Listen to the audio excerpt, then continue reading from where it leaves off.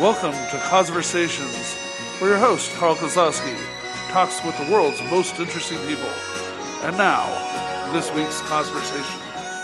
Greetings, Earthlings. Welcome to another edition of Kozversations, where I bring you conversations with some of the most fascinating people in the world of pop culture, politics, and beyond.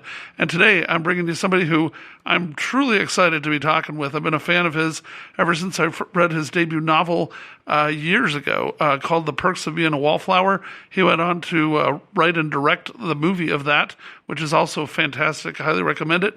And he created or co-created one of my all-time favorite TV shows, Jericho. But he had his greatest mainstream success yet this past fall with the movie Wonder, starring Owen Wilson, Julia Roberts, and Jacob Tremblay, which went on to make over $130 million in America and almost $300 million worldwide, with its touching adaptation of the best-selling book about childhood bullying. And so I wanted to welcome, ladies and gentlemen, Mr. Stephen Chbosky. How you doing? I'm good. Thank you so much for having me. This is great. Yeah, man. Thanks for taking the time. So, I'll jump in with Wonder first, since we're trying to help promote the DVD release. When does it actually hit the streets? Do you know? It hits the streets on Tuesday, February 13th. Okay, great. Okay. And just in time for Valentine's Day. Yeah, it's a great movie for dates or just about any situation. It's wonderful. So I wanted to ask, first of all, how did you get involved with this particular project? Because you had done your own writing with Perks, obviously, and with Jericho, and here you're adapting 6 million copy selling bestseller by R.A. Palacios. So just wondering how that came about and what spoke to you about Wonder as a book. Well, it came about like a lot of things in Los Angeles and Hollywood and the film business based on relationships. In my case, I had written the screenplay for Beauty and the Beast for the producers Todd Lieberman and David Hoberman, great guys, and they were attached to produce Wonder. And they also, I know, we had a great time on Beauty and the Beast, and I know that Todd, in particular, loved The Perks of Being a Wallflower and thought I would be a really good tonal match for Wonder. And so about around 3 years ago, they sent me the book, and when I read, right around the time that my son Theo was born, and when I read the book, around the time that my son was born, it just, I don't know, there's something about those two things happening at the same time. I thought about the world that he and his older sister Macy were going to enter, and I thought about all the challenges that these kids face with bullying and other things. And I don't know. It just felt like the right thing to do. I wanted to make the world a better place for my kids, and I thought I could do a service to this novel that I think is so great that I wanted to in as many fifth grade classrooms around the country and around the world as I could. Yeah, that's great. So what do you feel is the magic of this book, like reaching so many people? Because 6 million copies these days is a heck of a lot, and obviously the movie connected it's a lot of copies. Yeah.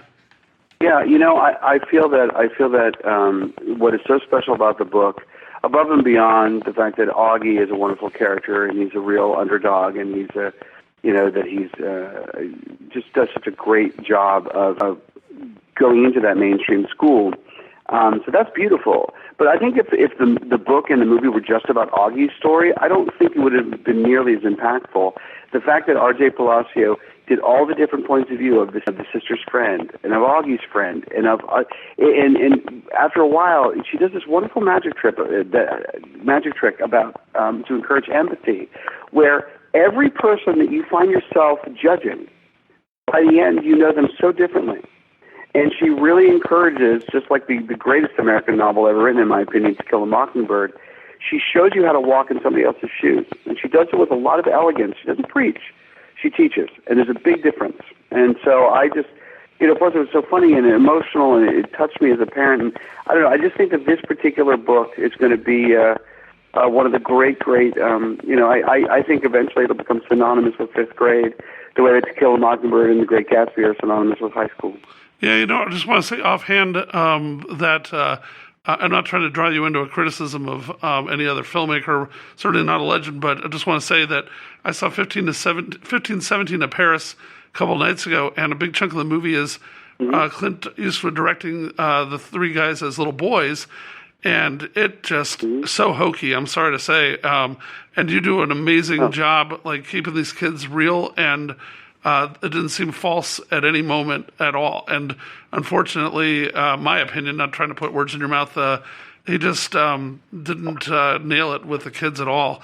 But I guess aside from let me speak to that. I have not seen that film. I'm a huge Clint Eastwood fan. He's a big hero of mine, and he has one of the greatest quotes I've ever heard. And you realize, based on this quote, what a legend he is and why he's a legend. The quote was, "Take your work always take your work seriously, never." And I thought, what a perfect way to just keep grounded and keep making the work about the work.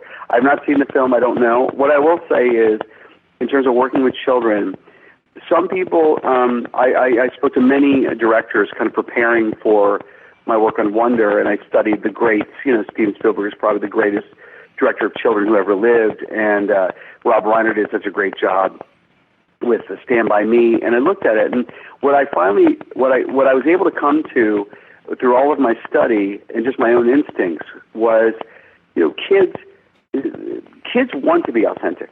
And if you cast authentic kids, and you're looking for great actors, but also for good kids, very important, and really loving parents, which was also important, I found that, for me, it was really simple to just have one rule, which is know your lines. And after that, there was no way that the children could fail. Sometimes it was hard to get them to focus. But that's normal for any teacher. It's amazing. I help get these children to give these authentic performances. There are about 70 to probably about, I don't know, like a million teachers in America today that are there showing up for kids and know what it's like to corral kids and try to get the best work out of them. So to me, I just followed that playbook. Gotcha. So, what was the biggest challenge and the biggest reward of working on Wonder? I think the biggest challenge was trying to, I guess for me, to adapt a book that was not mine. That was really interesting. But the biggest was just that. Working with R.J. Palacio, the author, I made a real partner in the movie. It was so gratifying to do that. She's like a sister to me now. And so, yeah, I think that was it. Practically speaking, I don't know how much you want me to get into the technicality of making films. Sure. But, every director is going to tell you that it really is about the minutes and hours. You only have so much time in the day. And when you're working with children especially, you can't go overtime. You have to get it done in the time that you're given. And every day was a race against the clock. Jacob Tremblay's makeup took him away from set for at least 2 to 3 hours a day. And so we only had him for basically 5 or 6 a day. And we only had 41 days. So that performance, we just had to be very efficient. And luckily I had Don Burgess, who's a brilliant director of photography.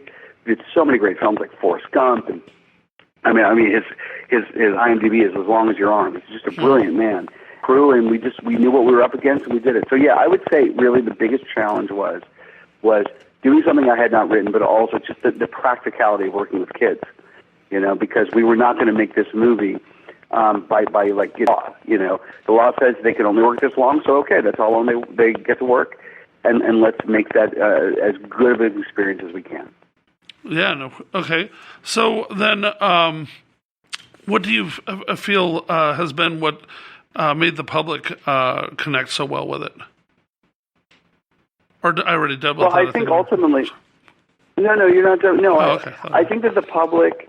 Listen, there's such a dearth. We all mourn. It's funny how even within the entertainment industry, everybody mourns. Like, where'd the middle class go? Yeah. Where do the movies go?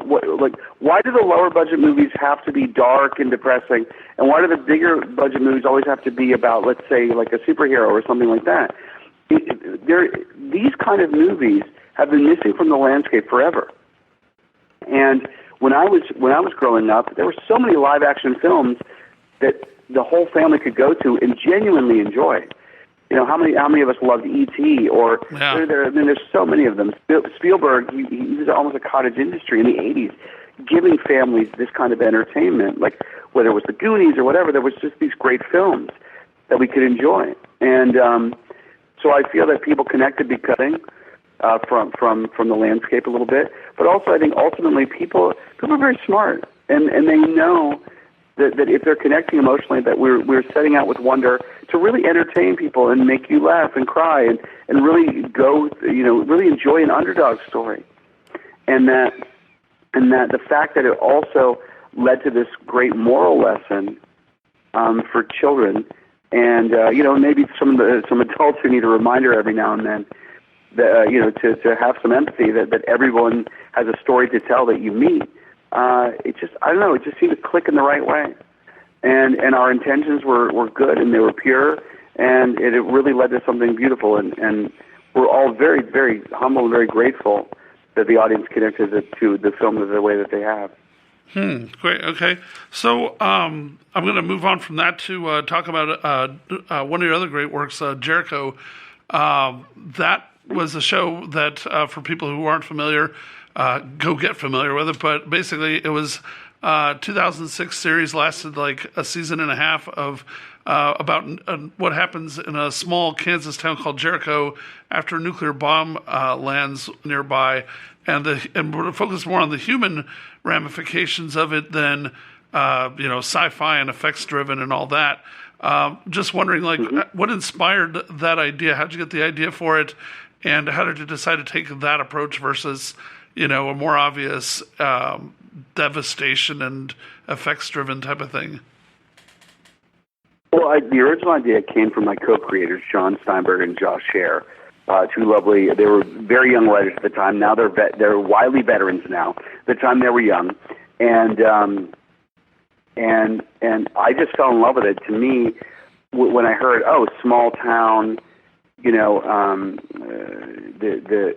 kind of like what would happen during a nuclear apocalypse, basically, and all the mysteries that are going on out there in the world, it just really appealed to me. I love Stephen King. And it felt to me like a non-supernatural version of The Stand, something that could really identify. We could really talk about issues that affect human beings, that affect families, and I just fell in love with it. And right away, sometimes this happens. It happened when we were Beauty and the Beast as well, which I did. Is when you see something or you hear an idea and you go, it'd be great. Wouldn't it be great if